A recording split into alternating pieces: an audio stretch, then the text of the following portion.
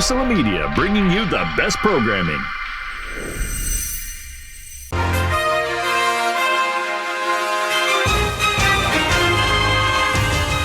Saludos amigos, los invitamos a escuchar la mesa redonda de Roundtable, donde discutimos los temas del día, hablando de política, educación y otros temas, locales, regionales y mundiales, por USALA Radio.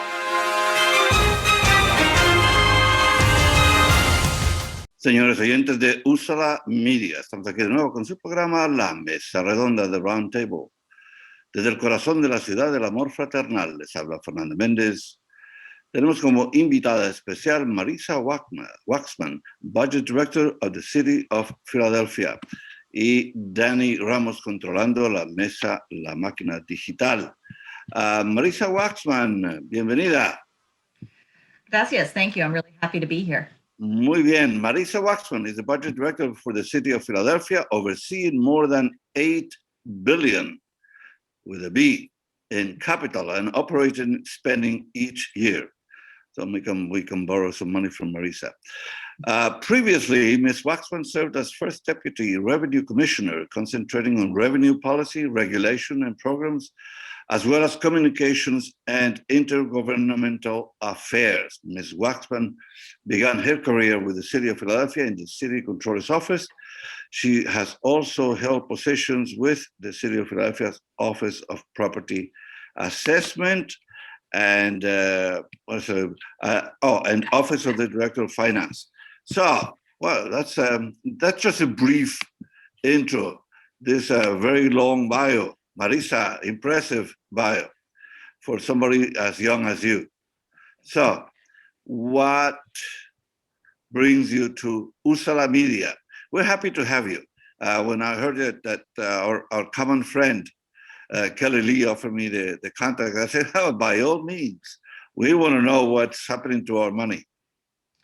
Yeah, well, thank you for having me here. I mean, obviously, everyone has been impacted in the past year by the pandemic, and then the economic impacts, individuals, families, businesses, small and large, and the city's budget is no different. And what that has meant is that as we're starting the process now to do our budget for next year, we're going to have to make some really hard choices. But we really want to hear from community members about what their needs are, what their priorities are, because we think things have shifted in the past year that we're going to maybe have to do some things differently.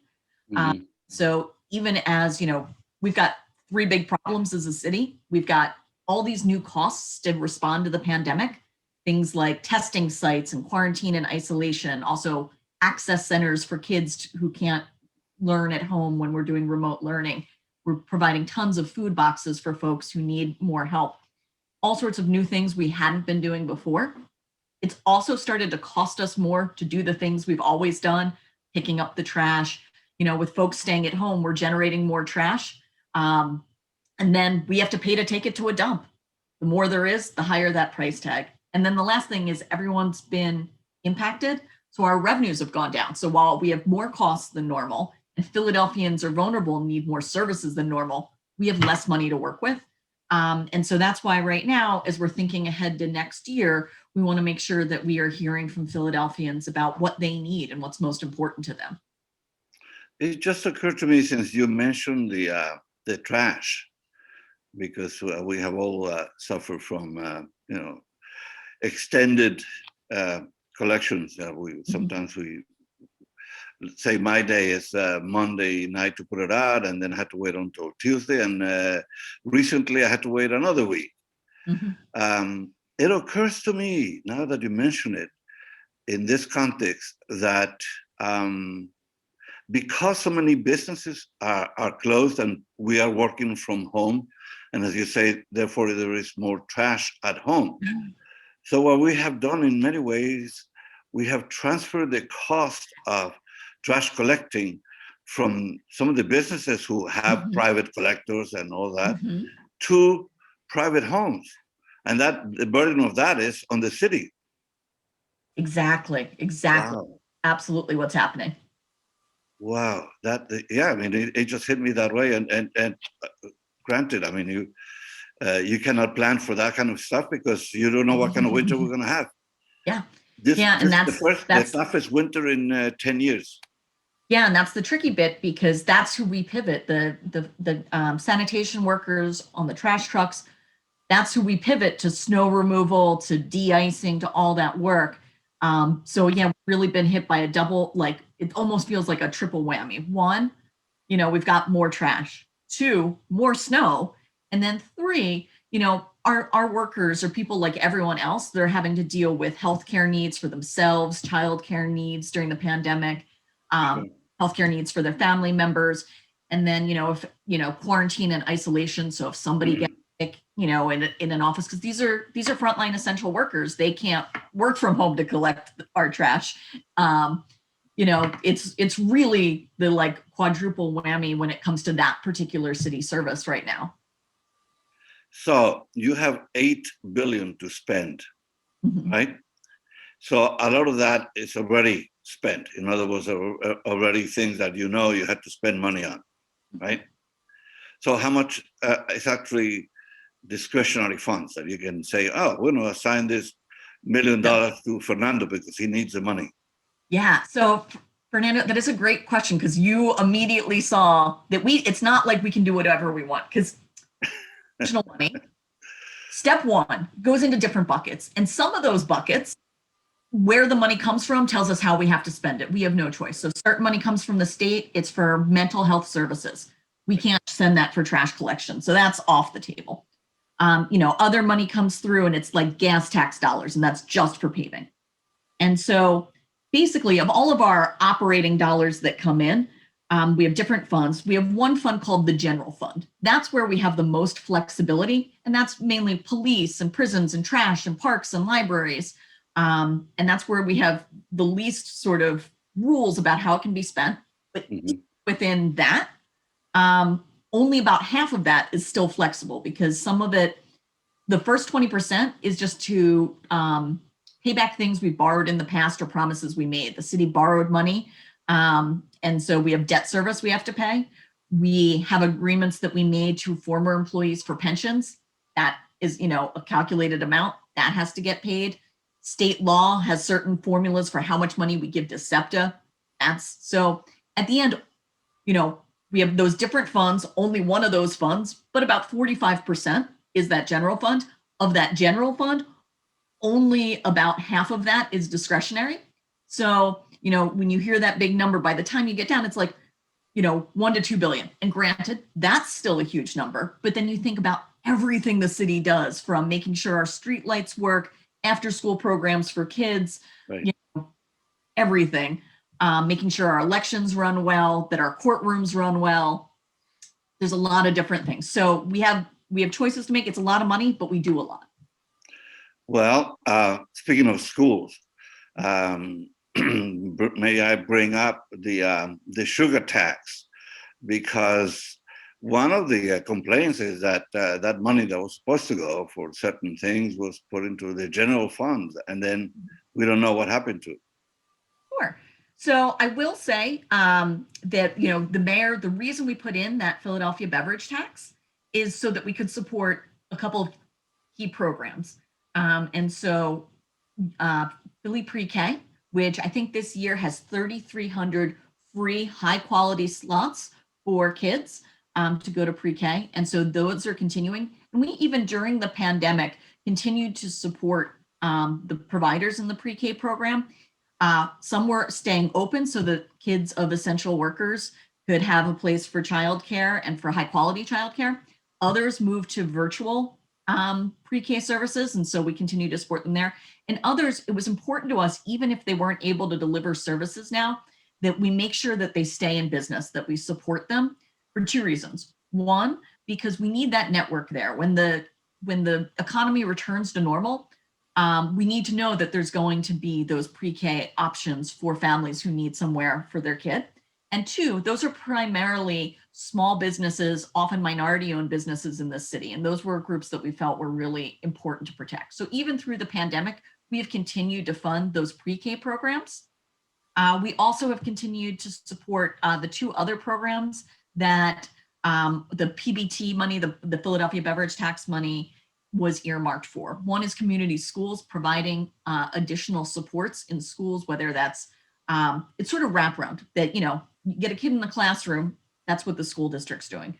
But there's a lot more that goes into making sure that a kid is available and ready to learn. So it's supports around social services, medical services, truancy, which has gotten really tricky. How do how we do truancy Right.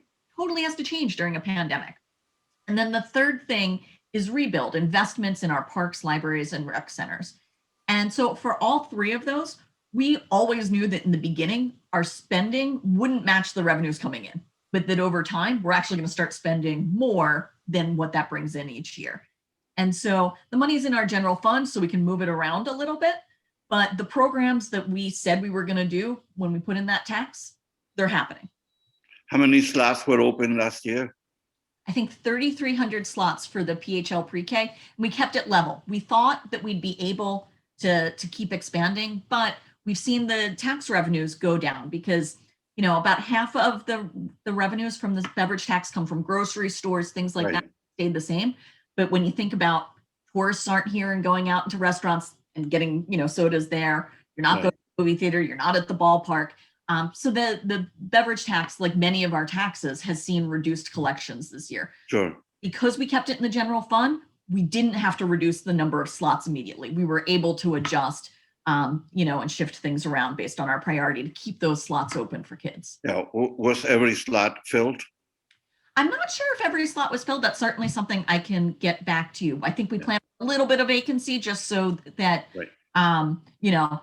the system moves. There's nothing that's 100% full, but I can get more information. Yeah, but you added some numbers to that. You added a few slots this year, or are they the same? This year, we had to leave it level at 3,300. Okay, yeah. Well, and you did say when things go back to normal, that's a $64,000 question. When are we going back to normal, right?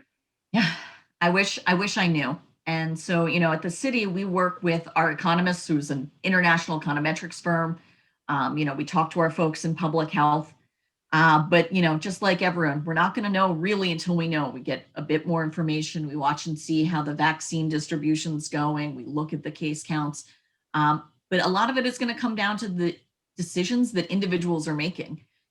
Are folks going to want to stay at work from home even if they can come back? What does that mean for our center city, our downtown? Yeah. Speaking of vaccines, I know there was a fiasco with some group that was assigned the vaccines, the young people who were initially nonprofit and then turned out to be for profit. So that's solved, right? I mean, that's gone.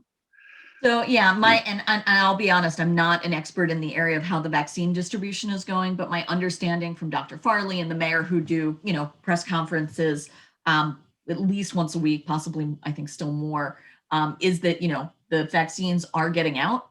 We are also constrained by how many we get into the city each week, but our pace has been pretty good in filling in the gaps. So where there were problems, how are we recovering and moving forward? And the case counts in terms of folks diagnosed and the number of folks in hospitals is luckily coming down. So we're moving entirely in the right direction. Okay, so the vaccines will determine, I guess, the number of people we have vaccinated by July as to whether or not certain things happen. How about school openings? So again, I will say the school district is a different entity, but my understanding is that schools have a plan for some gradual comeback. They're working with the teachers right now to make sure that is, how that's going to be rolled out. Unfortunately, that's not my area of expertise. So that's not part of the budget, the school? So actually, no, yeah. So as I mentioned, all those big things, the school district we provide some money, but they get money. Some directly comes from local tax dollars that goes straight to them. Some is a contribution the city makes. So the city does just say, here's some money, and we plan that into our thinking because, education is important. And then they get funds directly from state government, federal government. But, SEPTA, the Housing Authority, school district, there's a bunch of other local government agencies that have individual budgets, separate budgets. Their money comes from different places, and they make their decisions, independently through their own budget processes. Okay, Melissa, we're going to take a very short break here in USALA Media, the Roundtable. Estamos en una conversación con MARISA WAXMAN from the City of Philadelphia Budget Director.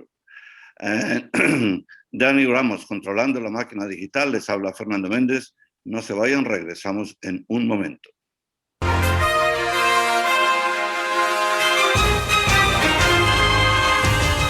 Saludos amigos, los invitamos a escuchar la Mesa Redonda de Roundtable, donde discutimos los temas del día, hablando de política, educación y otros temas, locales, regionales y mundiales, por USALA Radio.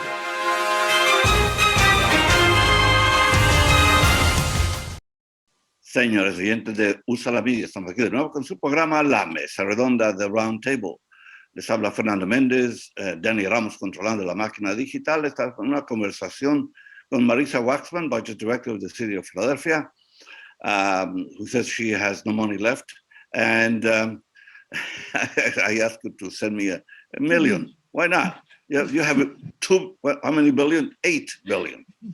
So Danny tells me that my friend, Fernando TORRES, may join us.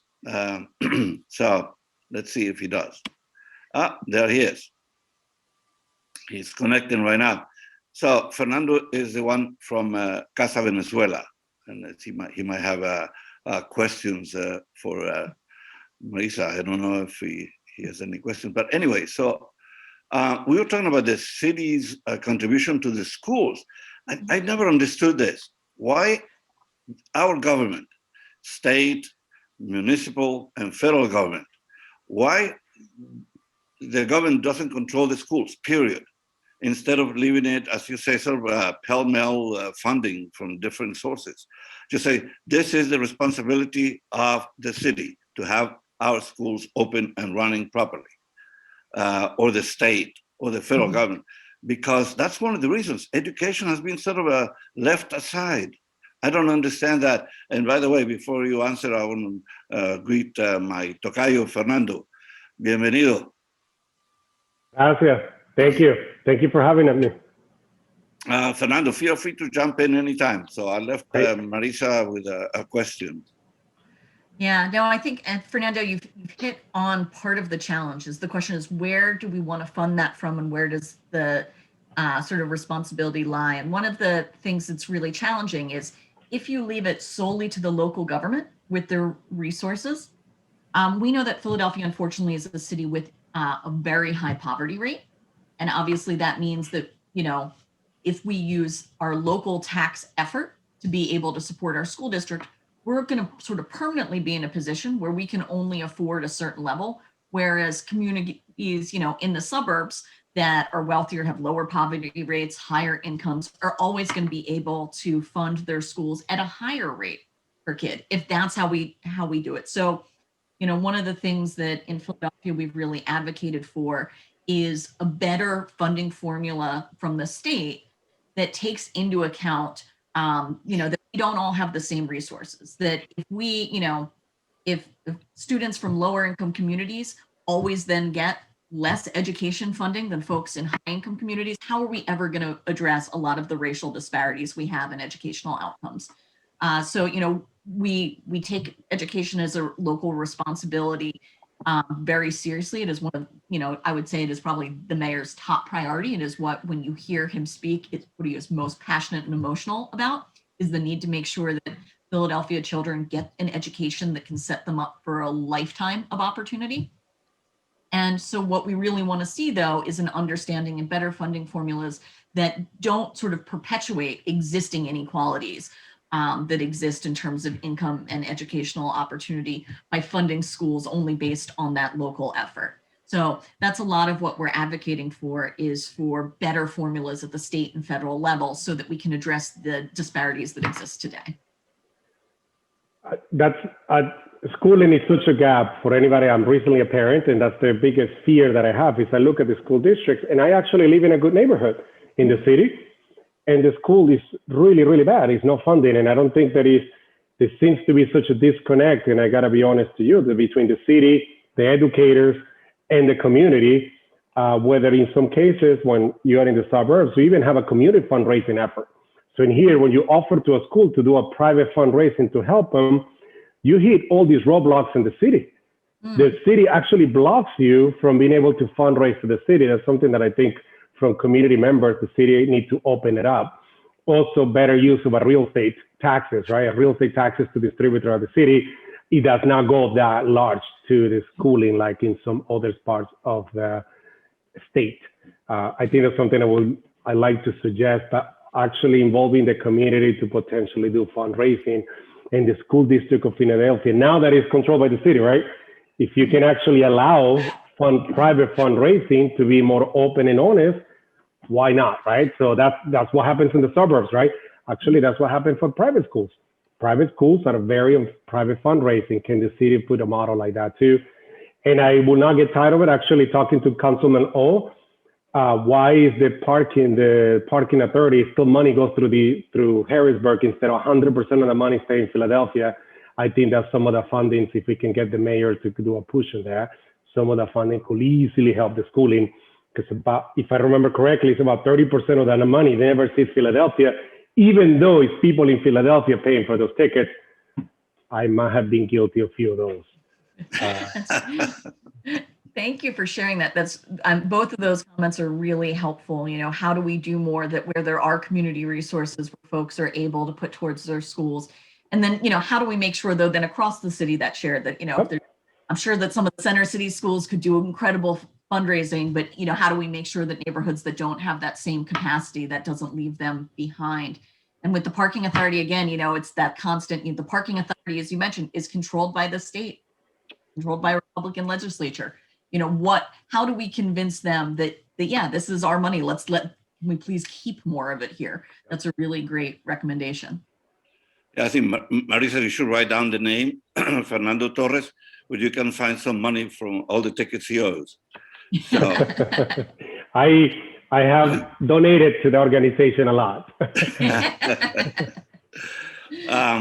Marisa, another question about the budget. As you say, a lot of this stuff is already decided. I mean, so much of that money, and there's no discretionary funds, and especially the impact of this COVID first, and then the winter has been so harsh that I'm sure that it has required a lot of overtime, etc.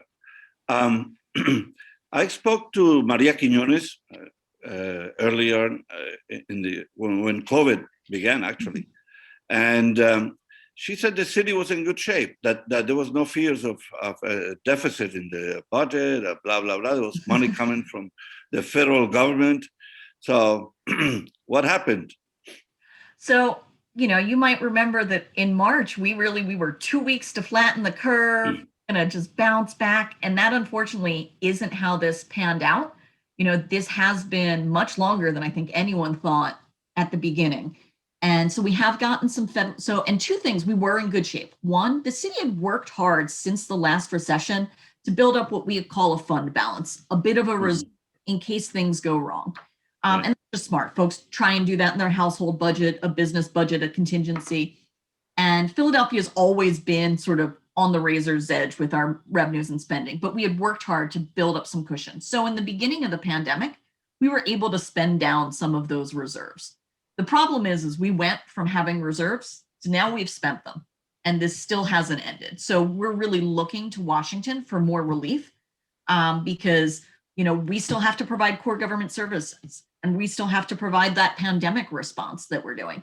And we did get money from the federal government early on, but it simply wasn't enough. It didn't cover all of the costs that we've had, and they didn't allow us to use any of it to replace revenues we lost. We could spend it on new COVID-related things, on testing sites, but, you know, as businesses closed, as, you know, things weren't happening, as folks lost their jobs, that meant our Philadelphians were more vulnerable. They needed more from us, but at the same time, we weren't getting their tax dollars, and we weren't allowed to use any federal dollars to fill that gap, just to pay for the services that we've always provided.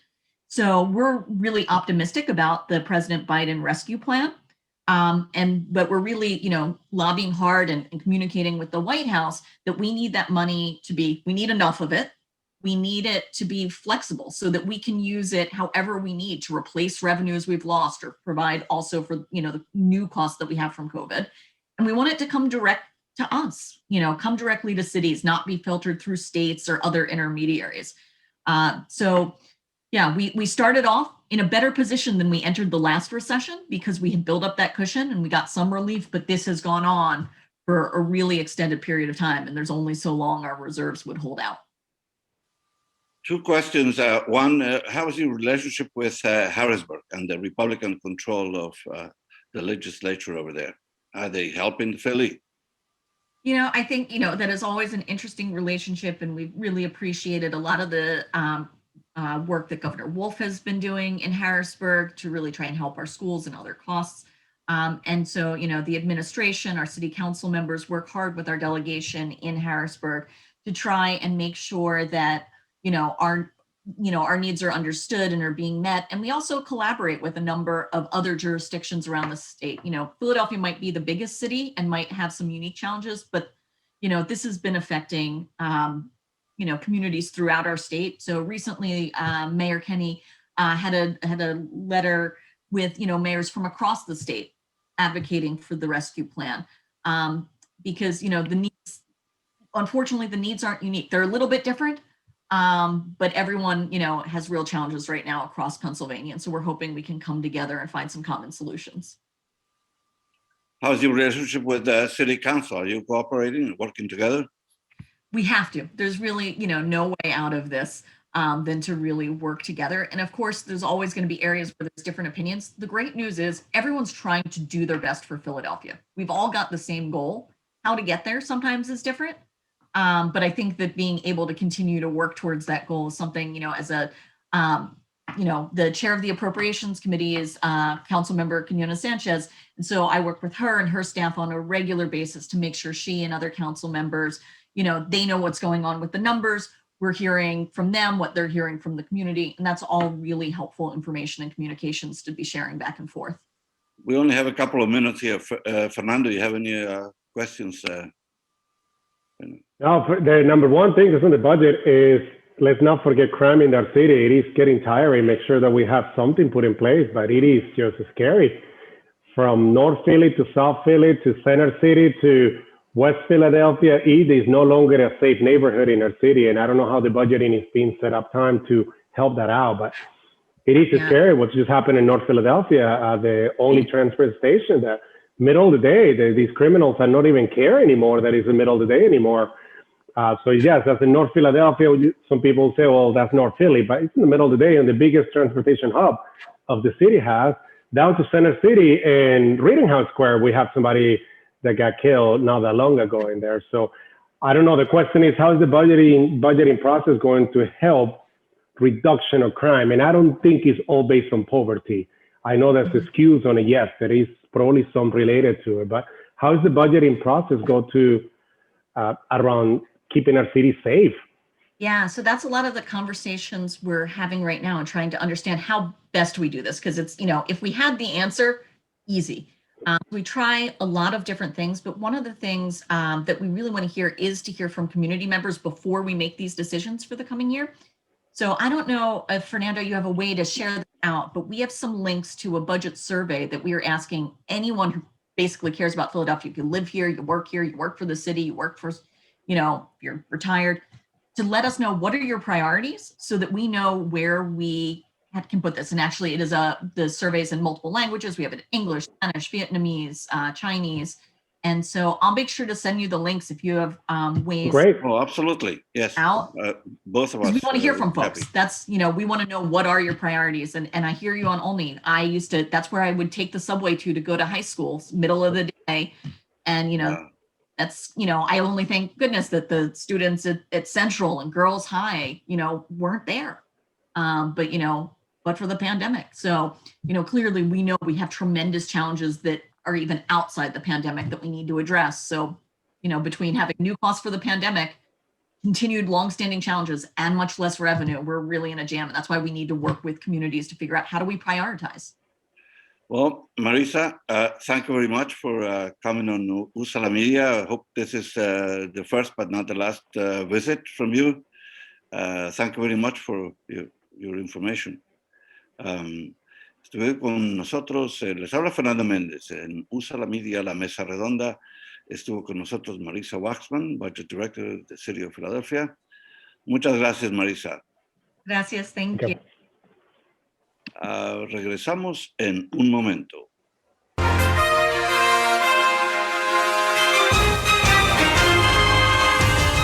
Saludos amigos, los invitamos a escuchar la mesa redonda de Roundtable, donde discutimos los temas del día, hablando de política, educación y otros temas, locales, regionales y mundiales, por USALA Radio.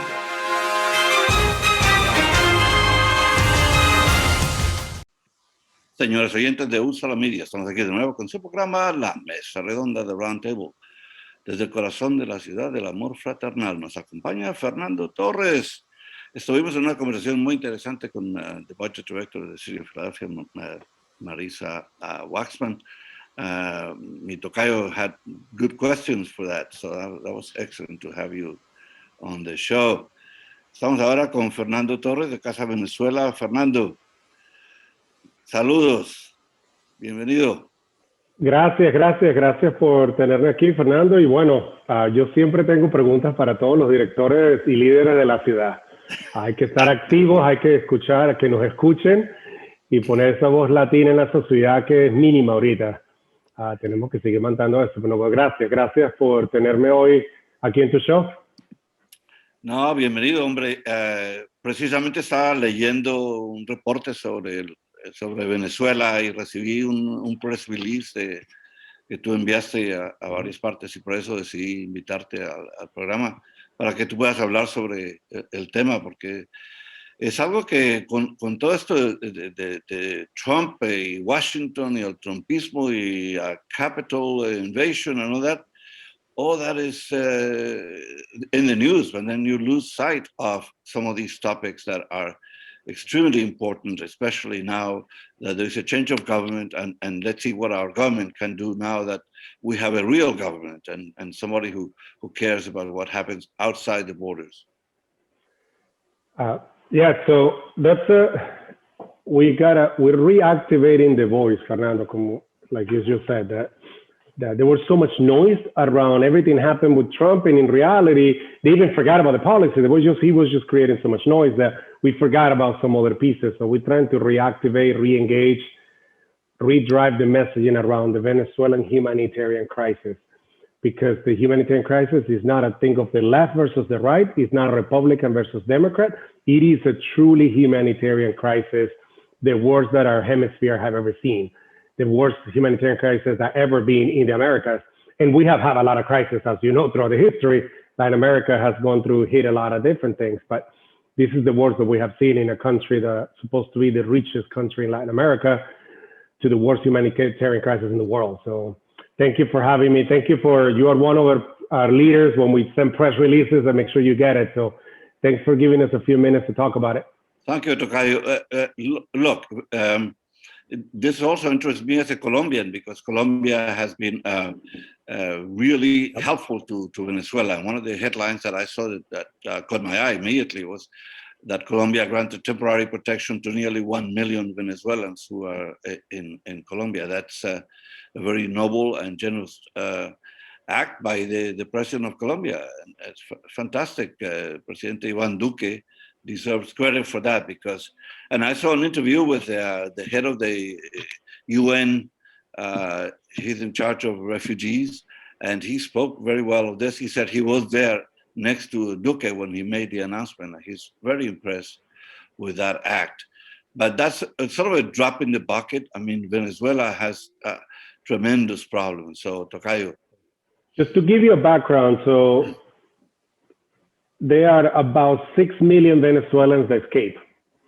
That's about 1/3 of the population. Just imagine that in the last 3-4 years, 100 million Americans would have left the country.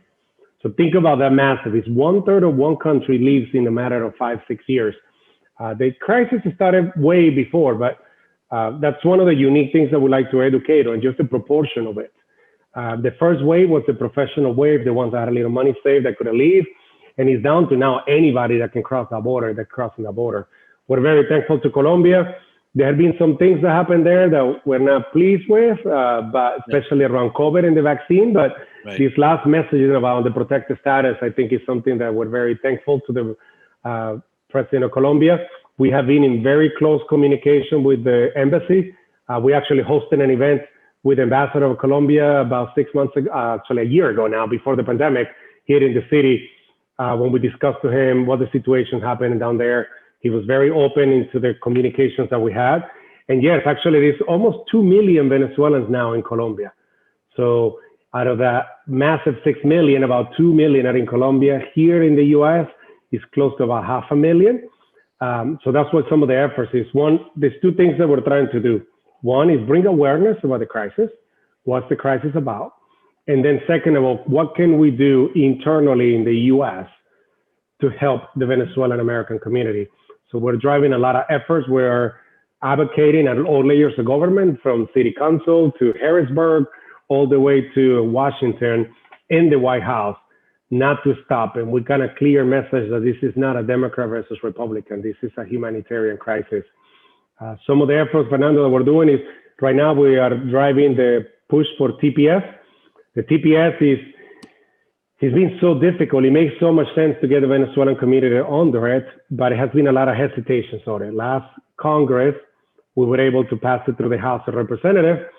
And when it got to the Senate, even though there was few bipartisan support, Democrats and Republicans sponsoring the bill, which included Senator Marco Rubio, which used to be a big voice in the Senate, he did not even get to a vote. So now with the new Congress, we're trying it again, but that's not the only efforts. We're lobbying now the new Secretary of Mayorkas, the Latino and Homeland Security, that he's with one signature, he can do this. So we just met with some of his leaders last week. We will be pushing it. We feel comfortable that it's going to happen, but we just don't want it to continue to happen, right? So we are going to push that the TPS get put in place by hopefully at the latest the middle of March, and with some clear guidelines. What is the guidelines on it? But there is millions of Venezuelans that will help in Venezuela if our community here is legal and comfortable to live. And also we bring a lot of it. Right now we have medical doctors doing Uber. We have university professors trying to just do another, those food delivery pieces. So we have such a highly educated community that they can actually help the city, help the state, help the country, that we're networking with all the Venezuelan organizations. There are two bills for those listening to us. The Senate bill is S50 and the House of Representatives bill is HR 161. That both called the Venezuela TPS Act of 2021. We will have every single one of our elected officials in the greater Philadelphia region supporting it. We're confident that we will get that. We get about half of them right now. We will get the other half in the next 2-3 weeks. So they were busy last week. Hopefully they get back to normal next week. What is the House bill? What is it? The House bill is HR 161. 161, and the Senate bill is 160? S50, 50. 50, okay. 50. So we just met with Congressman Boyle. Of course, he's the biggest Venezuelan American supporter in the region. He immediately signed it, co-sponsor it. Now, Congressman Evans just told us yes. Congresswoman Dean say yes. Congresswoman Scallon say yes. We will be talking with Congressman Fitzpatrick in the next few days. We are comfortable that he will support it because he supported the previous one. So we're doing this. This is not a Democrat Republican. We are calling everybody, presenting the facts, and being able to help. Yeah, but you sort of expect, I mean, we only have a couple of Latinos on the Senate, but you would expect their help. You mentioned Marco Rubio. How about Ted Cruz? We don't believe Senator Cruz will support it. He did not support the previous bill. Senator Rubio, of course, he already supports the bill. But the Senate leader believes in the bill. So if President Biden or the Secretary of Homeland Security does not sign it within the next 2 months, he will get on the floor for a vote. One of the leaders, Durbin, the senator from Illinois, will be pushing the bill as he is one of the leader sponsors with Senator Menendez. We know Senator Menendez, Cuban-American, he's a big voice, and actually Senator Rubio is fully supporting the bill. He's trying to work his side of the aisle. He wants the ideal scenario they want at least 70 votes, yes. So I know they're trying to work on it if he gets to a vote to get that many.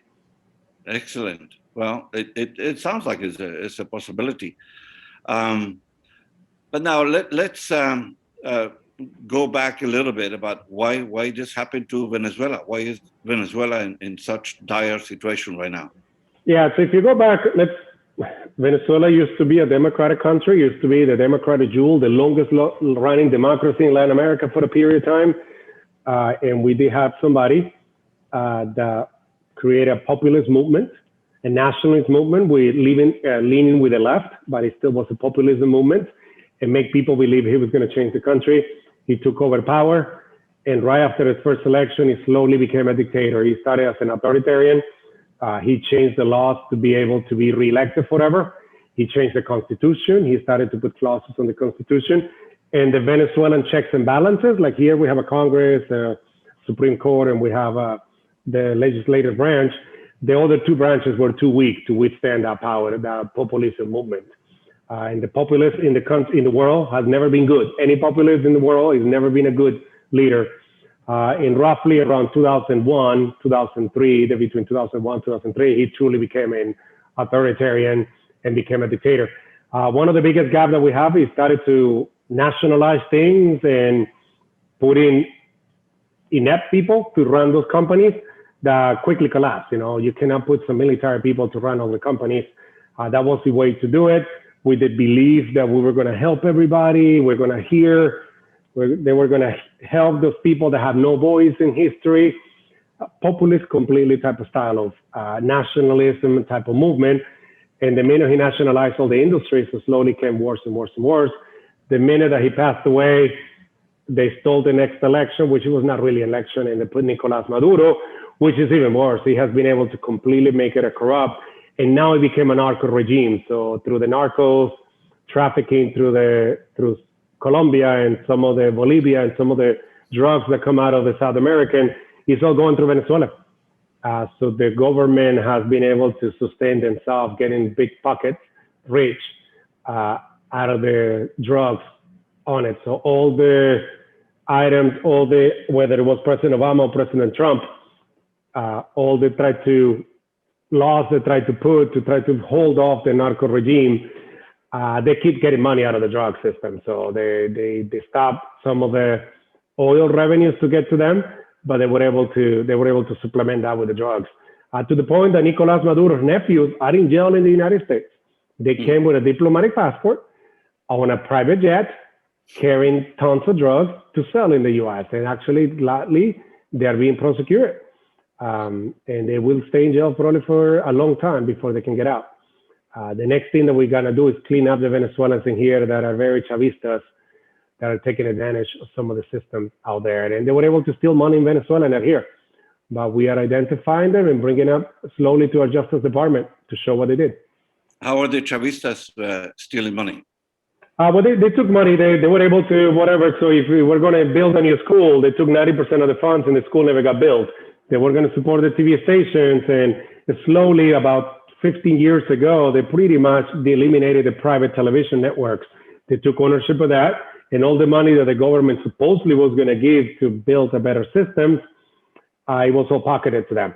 So that they did that with every industry. Every single money that the government had, they found a way to keep about 80, 90% of the money and not use the funds where they're supposed to be. Some of those Chavistas are living in Miami. Some of those Chavistas are like La hija de Chavez is in New York, but she has immunity because of the United Nations. But we make sure that she does not enjoy any free time in New York. Pre-COVID and now post-COVID, we will make sure everybody knows that she's the daughter of somebody that destroyed our country. Bueno, amigos, vamos a tomar una breve pausa. Aquí estamos en una conversación con Fernando Torres de CASA Venezuela. Les habla Fernando Méndez, Dani Ramos controlando la máquina digital. Regresamos en un momento.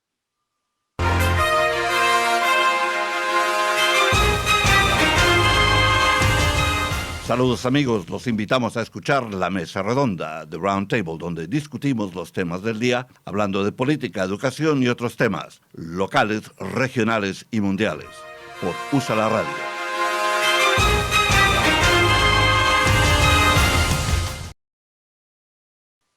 Señores y señores de USALA Media, estamos aquí de nuevo con su programa La Mesa Redonda de Roundtable, en una conversación con mi tocayo, Fernando Torres, hablando sobre CASA de Venezuela, Dani Ramos controlando el tablero. Bueno, tocayo, esto de Venezuela, un día de estos tienes que regresar y hablamos nada más que del marxismo y el socialismo y lo que ha hecho por Latinoamérica. Yo no entiendo, todavía no entiendo, cómo esto de la gente que... yo recuerdo que en Colombia no se considera uno un intelectual a menos que fuera medio marxista o socialista, ¿no? Si crees en otras ideas, no te aceptaban. Y esto es lo que ha hecho de Latinoamérica un paraíso para el socialismo, el marxismo. Y el señor Castro, que se empeñó en esparcir su revolución por Latinoamérica, y ahí estamos todavía sufriendo las consecuencias de estos movimientos de los 60s que tanto daño hicieron a Latinoamérica.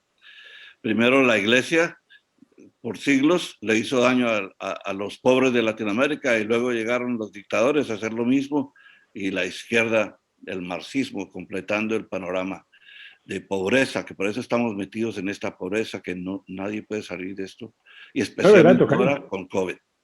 No, y ahorita, tocayo, la verdad, y también, bueno, los extremos, cualquier extremo. También tuvimos dictaduras de la extrema derecha, como la de Pinochet, como la de Allende, y los extremos son malos, y no sé por qué ese mensaje en Latinoamérica que creen que es como El Salvador, no importa esa mentalidad de extremismo que les gusta al latinoamericano, y se ha sembrado a través de Latinoamérica. Ese extremismo es horrible, que creen que son los salvadores, que creen que son Jesucristo. Tenemos que seguir concientizando, y mira, y en todo el mundo, usualmente las democracias verdaderas se balancean un poquito y más centristas que de ningún extremo. Pero sí, como tú dices, la extrema izquierda en Latinoamérica ha destruido Latinoamérica, y en pocos casos la extrema derecha también, ¿no? Ha sido mucho menos los casos de extrema derecha que han sido los de extrema izquierda. Pero mira, Latinoamérica, si hubiera una potencia mundial, centralizados, tenemos acceso a todas las mejores playas del mundo, todas las riquezas naturales que existen, y somos uno de los países más pobres que existen en el mundo a la misma vez. Sobre todo tu país, hermano. Venezuela siempre ha sido una gran fuerza económica en América Latina. ¿Qué pasa ahora con... inicialmente en Brasil los venezolanos no los recibieron bien, ¿no? ¿Cómo está eso ahora?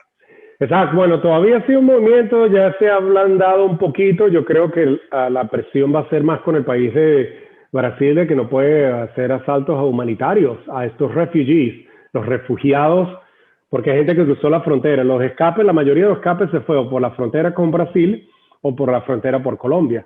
El gobierno de Colombia ha sido más abierto a ayudar.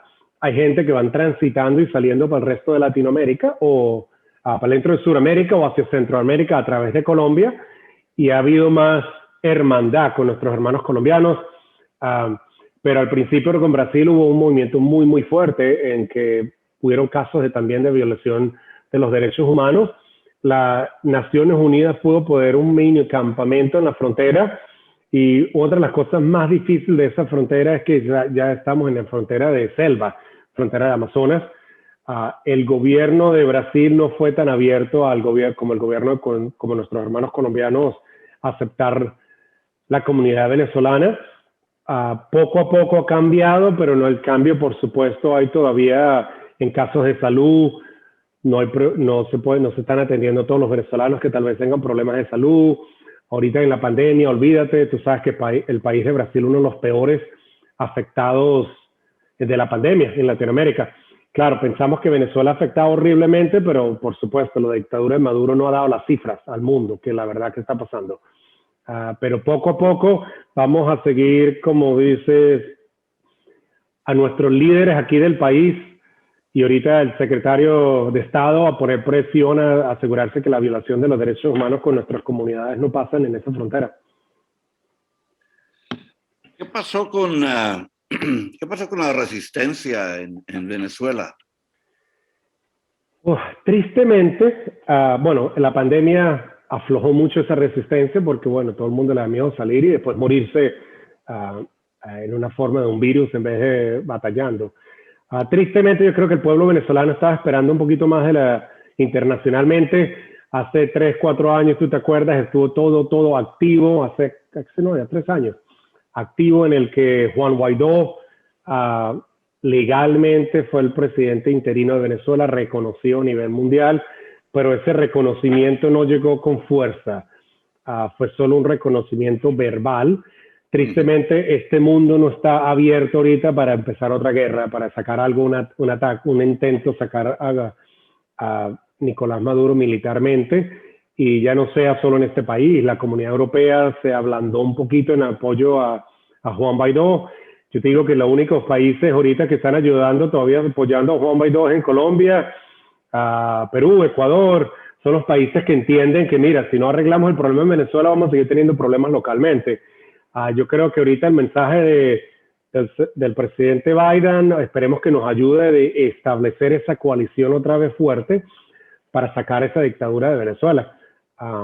Él lo va a intentar hacer más diplomáticamente, pero yo creo que los que nos dicen nuestros familiares en Venezuela es que ellos esperaban, después que el pueblo se lanzó a la calle sin armas, un poquito ayuda militar, que te digo, nosotros lo que vimos afuera sabía que no íbamos a pasar.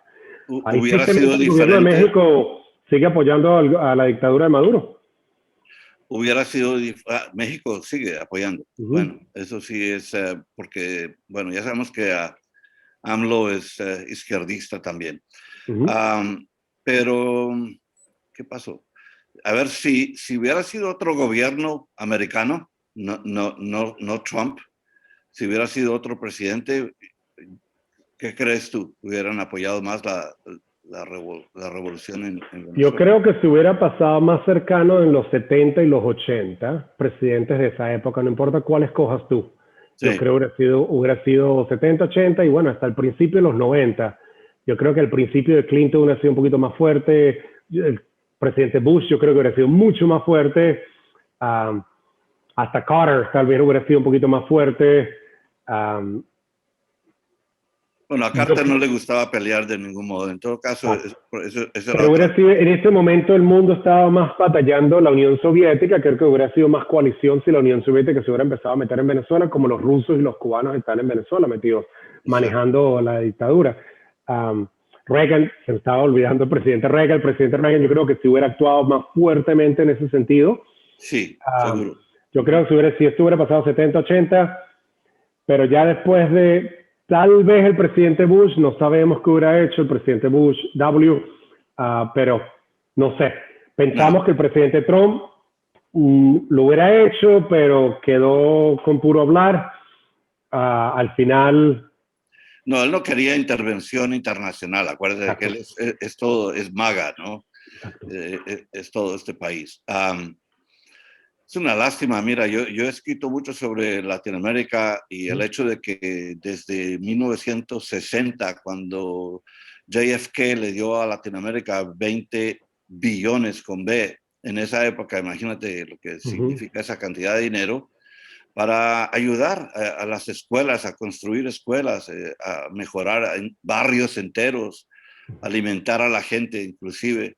Es la última vez que este país realmente puso dinero detrás de las palabras. Desde entonces, Latinoamérica no ha jugado un gran papel en la política de Estados Unidos. Y eso es una cosa que tenemos que cambiar. Por eso la comunidad latina tiene que activarse, porque mira lo que le han hecho a la comunidad puertorriqueña. Hay gente en este país que todavía no cree que son americanos, que los puertorriqueños son otros.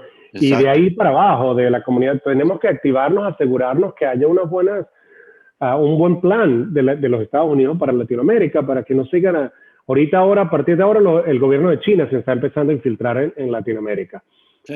Tenemos que seguir asegurarnos que no importa quién esté en nuestro gobierno, que nuestra voz latinoamericana esté ahí para asegurarnos de que no sigan estas catástrofes y podernos ayudar. Siendo los líderes de este mundo, tenemos que ayudar a nuestros hermanos más cercanos, y si Latinoamérica es fuerte, hace mucho más fuerte a este país. Tocayo, mil gracias por venir a este programa. Mira, aquí se nos agotó el tiempo. Exacto, podemos hablar. Tienes que volver. Cuando quieras, me avisas. Ok, listo. Bueno, Tocayo, gracias.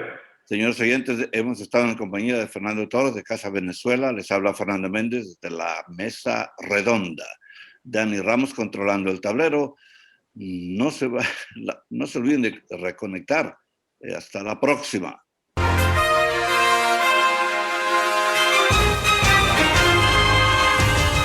Saludos amigos, los invitamos a escuchar La Mesa Redonda de Roundtable, donde discutimos los temas del día, hablando de política, educación y otros temas, locales, regionales y mundiales, por USALA Radio.